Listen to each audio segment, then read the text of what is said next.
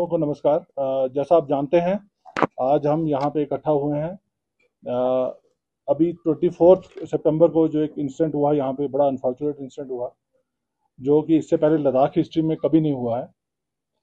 एक law and order situation बनी और उसमें काफ़ी ज़्यादा वायलेंस हुआ, तोड़फोड़ हुई, आर्सन हुआ और उसके नतीजे में 4 कीमती जानें चली गई और बड़ी संख्या में हमारे सिविलियंस, हमारे पुलिस और पैरामिलिट्री फोर्सेस के जवान जो हैं वो ज़ख्मी हुए।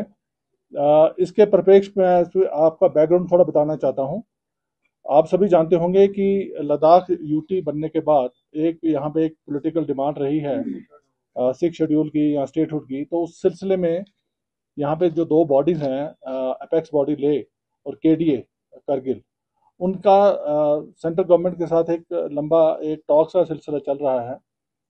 वो काफ़ी दिनों से सिलसिला चल रहा है। उसमें डिफरेंट सेटअप है, हाई पावर कमेटी है जिसमें डिसीजन लिए जाते हैं और उसमें एक एक और छोटी कमेटी भी है, सब कमेटीज भी हैं। और इस सिलसिला काफ़ी, इसमें काफ़ी कुछ मिला भी है। जैसे लद्दाख एक ही हमारे देश का हिस्सा है, यूनियन टेरिटरी है, जहाँ पे 85% तक की रिजर्वेशन, 85% रिजर्वेशन जो है वो लोकल्स के लिए दी गई है।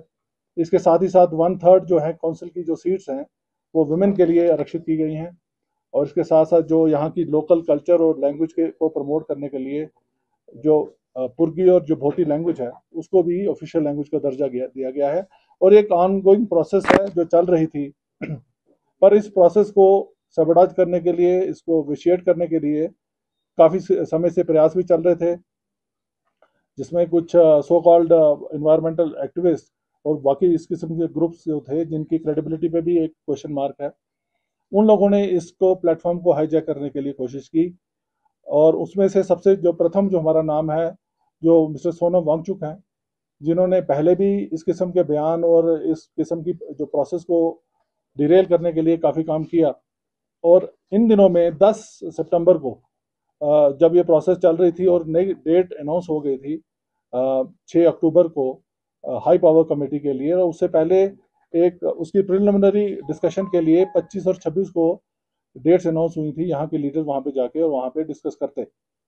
पर उससे पहले एक अनशन शुरू किया गया और उस अनशन को प्लेटफॉर्म बनाया गया जिसमें इस किस्म के तत्व जो हैं उनको बुला के इनवाइट करके और एक यहाँ का जो एक पीस और जो लॉ एंड ऑर्डर का इन्वायरमेंट था उसको विशिएट करने की कोशिश की गई।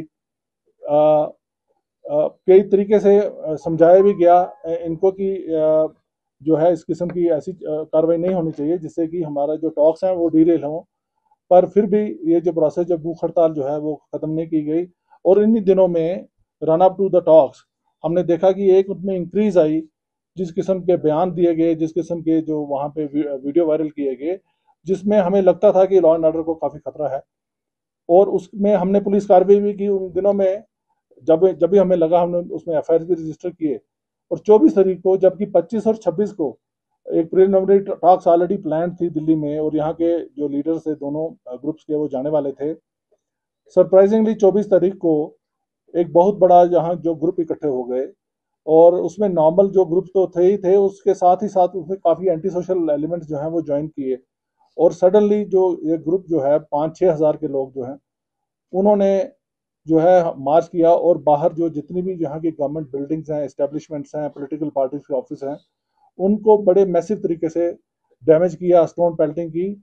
और जहाँ पे जो हमारी फोर्सेस लगी थी, जो उन्हीं की प्रोटेक्शन के लिए लगी थी, इन फोर्सेस इंस्टीट्यूशंस की, और वो अंदर थी प्रेमिसेस में, उनके ऊपर अटैक किया गया। आपको वीडियो फुटेज आपने देखी होंगी। एक पॉलिटिकल पार्टी के दफ्तर को घेराव करके उसमें आग लगा दी गई, टू द एक्सटेंट कि हमारे वहाँ पे सीआरपीएफ के जवानों की काफ़ी बुरी तरीके से उनकी पिटाई की गई। और आज भी एक जवान जो है अभी भी एक सीरियस स्पाइनल इंजरी के साथ आर्मी हॉस्पिटल में एडमिटेड है। 3-4 और जवान उनको बड़ी मुश्किल से निकाला गया। तो उसी बिल्डिंग में हमारी 4 महिला पुलिस लद्दाख की जो थी वो फंस गई और उसको बिल्डिंग को बाहर से आग लगा दी गई। आप समझ सकते हैं कितना मैसिव एक अटैक था। और उसके बाद यही जो मॉब है और उससे भी ज़्यादा बड़ा मॉब जो है, जहाँ पे आप यहाँ बैठे हैं इसी प्रेमिसेस में, यहाँ पे काउंसिल बिल्डिंग है, यहाँ पे जो यहाँ की सरकार है उसका हेडक्वार्टर है, उस पर अटैक किया गया, उसको आग लगा दी गई। और इसी में यहाँ पे हमारे जितने भी सारे ब्यूरोक्रेसी जो सारी इसी प्रेमिसेस में थी, इन सभी को खतरा था। और उस अटैक को जब इतने मैसिव अटैक को जब रोकने के लिए सेल्फ डिफेंस में फायरिंग इंसिडेंट हुई, जिसमें 4 अनफॉर्चुनेट डेथ्स हुई। और इसमें जो टोटल नंबर ऑफ जो हमारे इंजर्ड है, सीवियरली इंजर्ड जो है, पहले दिन ही हमारे 32 निकले। और उसके बाद में जो है काफ़ी लोग और इंजर्ड हुए। मेरी अपनी गाड़ी जो है, मेरे पे भी अटैक हुआ, मैं लकीली सर्वाइव किया विद छोटी मोटी चोटों से, और हमारी गाड़ी तोड़ दी गई। इस मॉब के माहौल में 4 बजे तक हमने, ये कोई 11:30-12 बजे के करीब का वाक़या है जब ये वायलेंस शुरू हुई, पर हमने 4 बजे तक इसको कम्प्लीटली अंडर कंट्रोल लेके आ गए। और एक जो है कर्फ्यू वगैरह नॉफिस किया गया, फोर्सेस लाई गई, और जो बाकी रिलीफ है उसके लिए हमने काम किया। टोटल जो इंजर्ड थे, जो सीवियरली इंजर्ड हमारे पुलिस पर्सनल थे, उसमें 17 सीआरपीएफ के थे, 15 लद्दाख पुलिस के थे। पर बाद में जब हमने देखा जो माइनर इंजरीज जो बाकी डिप्लॉयमेंट थी हमारे ओवरऑल सिटी में, हमारा नंबर कोई 70-80 के करीब पहुंचा। उसी तरीके से कोई 70-80 के करीब जो है सिविलियन जो है वो इंजर्ड हुए। उसमें जो 7 जो थे वो सीरियस थे, क्रिटिकल थे। एक क्रिटिकल जो लड़की थी उसको एयरलिफ्ट करके नेक्स्ट डे दिल्ली एडवांस जो मेडिकल अटेंशन के लिए भेजा गया। और अभी जो है कुछ 6-7 लोग जो हैं लद्दाख हॉस्पिटल में जो हैं वो है, पर वो रिकवर कर रहे हैं सारे। मैं आपकी तरफ से पूरे लद्दाख को ये मैसेज देना चाहता हूँ, लद्दाख पुलिस आप ही का अंग है। मैं खुद यहाँ पे दूसरी बार पोस्टिंग कर रहा हूँ, मैं लद्दाख की साइकी को जानता हूँ, मैं लद्दाख की कॉन्शियस को जानता हूँ। इस किस्म का जो है वायलेंस जो है लद्दाख की हिस्ट्री में पहली बार हुई है। और मुझे ये पूरा यकीन है कि लद्दाख के लोग जो हमेशा से पुलिस का साथ देते रहे हैं, एडमिनिस्ट्रेशन का साथ देते रहे हैं, ये एक वन ऑफ सिचुएशन है। और इसमें लोगों को भी जिनसे मैं मिल रहा हूँ सभी इसमें शर्मिंदा हैं, किसी ने एंटिसिपेट नहीं किया था इस किस्म की वायलेंस होगी। और मेरा मैसेज लद्दाख के लोगों के लिए यही है, लद्दाख पुलिस आपका हिस्सा है और आपकी सुरक्षा के लिए दिन रात आपके साथ है। हमने हमारा एक अपना हिस्ट्री है, एक सागा है हमारे सेक्रीफाइस का। इसी साल हमने 3 डिफरेंट इंसिडेंट्स में 2 हमारे कांस्टेबल और एक हमारा इंस्पेक्टर शहीद हुआ है लोगों को बचाते हुए। इससे पहले हमने काफ़ी काम किया है। इसी पिछले महीने ही जब यहाँ पे फ्लड्स आए थे और लैंडस्लाइड इशू हुए थे, दिन रात हमारी फोर्स ने काम किया। उससे पहले मार्च में सडनली जब एक यहाँ पे स्नोफॉल हो गया और हमारे को 200-300 के करीब गाड़ियां जो थी वो खरदुंगला चांगला पास के ऊपर फंस गई थी। पूरी रात हमने सर ऑपरेशन लगा के लोगों को खींचा और बाहर निकाला सुरक्षित, कोई भी उसमें कैजुअल्टी नहीं हुई हमारी। मैं ये कहना चाहता हूँ कि आपकी पुलिस आपके साथ है, आपके लिए 24/7 काम करने के लिए खड़ी है। और पर हम सिविलियंस को हर कीमत पे हर सिचुएशन में प्रोटेक्शन करेंगे। पर जो लोग हमारे इस पीस और हार्मनी को डिसरप्ट करने की कोशिश करेंगे या कोई ऐसे एंटी सोशल एलिमेंट्स, उनके साथ हम सख्ती से निपटेंगे। मैं ये भी क्लियर करना चाहता हूँ। स्पेशल मैसेज है हमारे यूथ के लिए। हम यूथ जो है, यहाँ का यूथ हमारा एक फ्यूचर है। इनके लिए हमने बहुत किस्म से एंगेजमेंट की हुई है। अभी पिछले 1-2 महीने से हम करियर काउंसलिंग के लिए पूरे लद्दाख यूटी में हमने एक प्रोसेस शुरू किया था। उसमें बढ़ चढ़ के हमारे यूथ ने हिस्सा लिया। 1800 के करीब जो है अभी पोस्ट जो है उनकी रिक्रूटमेंट की प्रोसेस चल रही है। अभी हम सब इंस्पेक्टर की पोस्ट करने वाले हैं।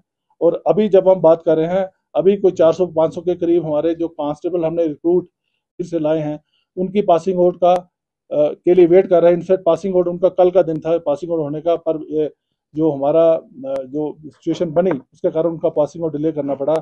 मैं ओपन आर्म्स के साथ अपने यूथ को कहना चाहता हूँ, हम आपका हिस्सा हैं और हम आपको इन्वॉल्व करना चाहते हैं लद्दाख की प्रोटेक्शन के लिए। हम चाहते हैं आप एज ए पुलिस फैमिली हमें ज्वाइन करें और बाकी जो गवर्नमेंट जॉब जो अभी आने वाली हैं 1800 के करीब, उसमें पार्टिसिपेट करें। किसी भी एंटी सोशल एलिमेंट के पास ऐसे लोगों के बातों में मत आइए जिनका अपना एक एजेंडा है, जो आपको एज ए टूल यूज करते हैं और आपके भविष्य को खतरे में डालने की कोशिश करते हैं। Thank you. एक सवाल जमाल साहब ये है कि सोनम वांगचुक के खिलाफ एक एनएसए लगाया गया है और रिपोर्ट्स आ रही हैं कि उनको जोधपुर जेल शिफ्ट किया गया है। ये क्यों किया गया, क्या चार्जेस उनके खिलाफ हैं, अगर आप इसको एलैबोरेट करें। और एक सवाल और कि गवर्नर साहब जो हैं कविंदर गुप्ता, उन्होंने बोला कि एक फॉरेन कॉन्स्पिरेसी है। अभी एनडीटीवी पे इंटरव्यू दिया, तो इन्वेस्टिगेशन में क्या सामने आया? देखिए, कुछ इन्वेस्टिगेशन जो हम अभी तक आपको बता सकते हैं, कुछ ऑब्वियसली हम नहीं बता पाएंगे क्योंकि उसमें एक प्रोसेस चल रही है। जो सोनम वांगचुक का है, अगर आप देखें इनका प्रोफाइल और एक इनकी हिस्ट्री रही है, ये सारा कुछ आपको यूट्यूब में अवेलेबल होगा।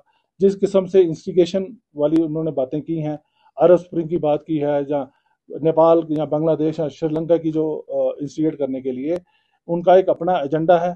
जहाँ तक आपकी फॉरेन फंडिंग की बात कर रहे हैं, उसके ऊपर ऑलरेडी प्रोसेस चल रही है। FCRA की वायलेशन का कितना वहाँ पे है। हमने पिछले दिनों जब चलो इस प्लेटफॉर्म में बता देता हूँ, हमने एक पाकिस्तान PIO भी पकड़ा था जो इनके साथ उनकी रिपोर्टिंग करके अक्रॉस भेज रहा था। उसके भी एक हमारे पास रिकॉर्ड है। हमारे पास इनकी जो विजिट्स हैं, जैसे पाकिस्तान में डॉन की इवेंट इन्होंने वहां पे जाके किया, उसके बाद बांग्लादेश में, तो ये सारा एक बहुत बड़ा क्वेश्चन मार्क है इनके ऊपर। और इसके बीच में डिफरेंट एजेंसीज जो हैं जिनका ये काम है वो ऑलरेडी इसमें इन्वेस्टिगेशन कर रही हैं और उसमें एक्शन लेंगी।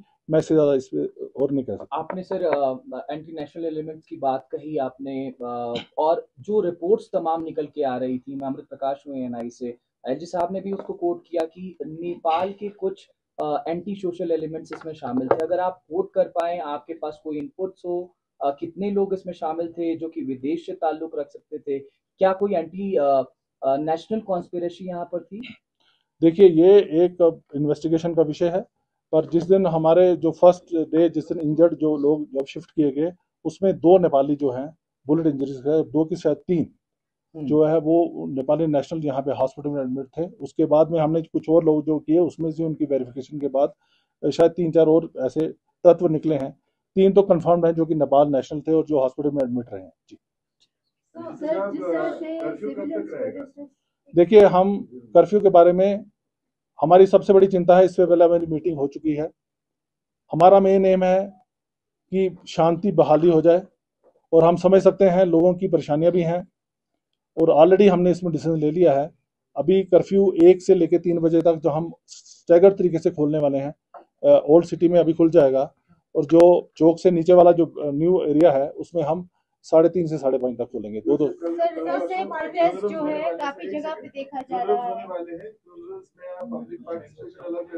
पब्लिक पार्टिसिपेट जिन जिन लोगों का ऑब्लिगेटरी है वहां पे आना, जो क्लोज रिलेटिव्स हैं, उनके लिए ऑलरेडी हमने अरेंजमेंट कर लिया है और उनको हम सेफली रहेंगे। हम नहीं चाहते कि फ्यूनरल के टाइम, क्योंकि हर जगह डिप्लॉयमेंट है, हर जगह रोड ब्लॉक है, किसी को इनकन्वीनियंस हो, हम उसको अरेंज कर रहे हैं। क्योंकि बुलेट मार्क से 4 का डेथ हुआ है सब, तो SOP फॉलो किया कि नहीं किया? मैं आपको बता रहा हूँ, SOP जो सेल्फ डिफेंस है, जो आपकी लाइफ और प्रॉपर्टी और सेल्फ डिफेंस जो हमारा मेन चार्टर है, उसको डिफेंड करने के लिए in the right of self defence जो है फायरिंग की जा सकती है, और वही कारण था जब फायरिंग हुई है। अगर आप वीडियो फुटेज देखें और आप उसमें देखें कि अगर किस किस हालात में हमारी पुलिस फोर्स ने जो परफॉर्म किया है, it's commendable. I salute them. Sir, administration का बताया जा रहा है ये फेलियर है, क्योंकि जब वो बीजेपी की तरफ गए there were no less security there, और इतना इजीली वहां यूथ घुस गए और आग लगा दी। मैडम, मैं आपको देखिए कहने वाली बात ऐसा कुछ नहीं है। मैं जो आपको फर्स्ट इंसिडेंट बताया, जिस हमारी 4 लद्दाख पुलिस की लड़कियां जो उस बिल्डिंग के अंदर फंस गई, वो बीजेपी ऑफिस ही था।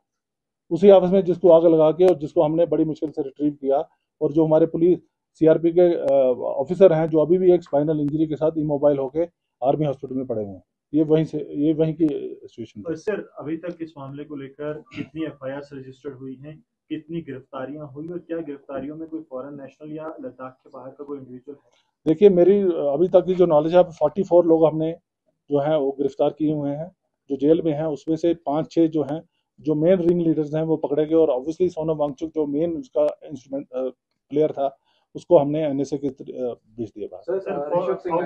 सोनम वांगचुक के पीछे क्या पाकिस्तान से भी जुड़े तत्व हो सकते हैं जो देश में अस्थिरता पैदा करते हैं? देखिए, सारा मीडिया में सबको पता है उनकी डॉन की जो इवेंट और जो पाकिस्तान में उन्होंने बयान दिए हैं, और खासकर मैंने एक और इंसिडेंट बताया जिसमें एक पाकिस्तान PIO जो है यहाँ से, जिन्होंने अक्रॉस हमने देखा है, जिन्होंने वो जो वीडियो भेजने वाले और उनके जो बाकी लिंक्स हैं, जो फॉरेन फंडिंग है, एक बड़ा इन्वेस्टिगेशन का विषय है और उसमें काम चल रहा है। सर, क्योंकि लद्दाख को जैसे आपने बताया कि किस तरह से पुलिस, आर्मी और लोकल्स का रिश्ता रहता है, और इसमें सभी नेशनल मीडिया लद्दाख को एक एंटी नेशनल के रूप में अभी जितने भी न्यूज़ है वहां चला है। वो फुटेज क्यों नहीं दिया गया सर, जहां पे वो इंडियन फ्लैग लेके हाथ में लेके और जो अंबेडकर का पोर्ट्रेट है, जो वहाँ इस बकुला रिम्पोचे जी का पोर्ट्रेट वहाँ से निकाला गया है और बहुत प्राउडली भारत माता की जय के नारा लगा के वो निकल रहे थे। तो why are these things not madam shown in police का काम फुटेज बांटना या एक मिनट इंटरनेशनल का एक वो मैडम नक्शा जा रहा मेरी है। बात सुन लीजिए।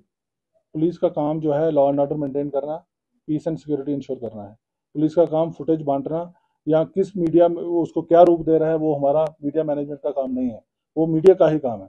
तो ये आप अपना ड्यूटी जिस हिसाब से करेंगे, आप जैसा उसको पोर्ट्रे करेंगे वही करेंगे। सर आप बता सकते हैं कि you can brief मैं about हमारे लिए between सबसे locals। इम्पोर्टेंट काम है, आपको पता नहीं है हमारी फोर्स 4 दिन से सोई नहीं है, आपको ये शायद पता नहीं है। और हमारा मेन काम है कि कानून व्यवस्था जो है वो इंटैक्ट रहे, हम उसमें लगे। पीछे जो बीते हुए दिनों में जितना सीआरपी लद्दाख में डेवलपमेंट किया उसकी वजह से लोगों में, आपने सुना होगा अंचल में, आपका इंटेलिजेंस होगा तो उन्होंने फीडबैक दिया होगा कि उसकी वजह से काफी फ्रस्ट्रेशन था। आपने बोला उस समय कि वो मोनेस्ट्री में चोरियां हो रहा है, इसकी लाया लेकिन बाद में तो चोरी पकड़ने के लिए लाए हैं। This was the statement given by the madam मेरी एक ही रिक्वेस्ट है सभी से, अब सोसाइटी में फंडामेंटल राइट्स और फंडामेंटल ड्यूटी साथ साथ चलती हैं। अगर आप लद्दाख पुलिस की हम कह रहे हैं we are stretch to the limit. आपकी मोनेस्ट्रीज के बारे में एक ऑलरेडी हमने प्लान बनाया हुआ है, उसमें हम अपने खर्चे से सीसीटीवी लगवा रहे हैं और वहाँ पे आदमी दिए हैं। ये कम्युनिटी का एसेट है, मोनेस्ट्री जो है कम्युनिटी की हैं। आप कम्युनिटी के लोगों का भी उसमें बनता है कि कम से कम एक रिप्रेजेंटेटिव जो है वो आप वहाँ पे रहे और उनका जो ट्रेजर, जो आपके पुराने डॉक्यूमेंट्स हैं या पुराना जो खजाना है उसकी रक्षा करे।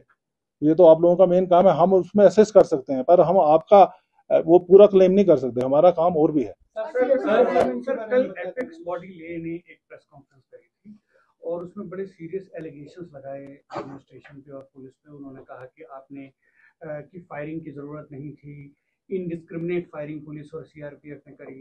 फिर उन्होंने ये भी एलिगेशन लगाया कि जिस तरह से सीआरपीएफ पिछले कुछ दिनों में लाई गई है, ऐसा लगता है कि ये इस प्लान के तहत लाई गई थी कि इनके एजिटेशन को खत्म किया जा सके। अब एक minute, there is a contradiction what you are saying. CRPF अगर उस दिन यहाँ नहीं होती, ये पूरा ले टाउन जल जाता। मैं आपको ये पूरे आपको मैं कॉन्फिडेंस से कह रहा हूँ, ठीक है। और हमें कोई शौक नहीं है कि हम यहाँ पे अपने अननेसेसरी फोर्स लाएं। फोर्स को लाना एक बहुत बड़ा एक इसमें प्रोसेस इन्वॉल्व होती है। फोर्स ऐसे नहीं है कि आपको ऐसे मिल जाएगी। एक फोर्स का लॉजिस्टिक मूव करने में बड़े एंगल्स होते हैं, बड़ी रिक्वायरमेंट्स होती हैं, उनका लॉजिस्टिक का देखना, उनको ठहराना। हम नहीं चाहते यहाँ पे फोर्स हो, हम तो चाहते हैं पीस प्रिवेल करे, अमन आए।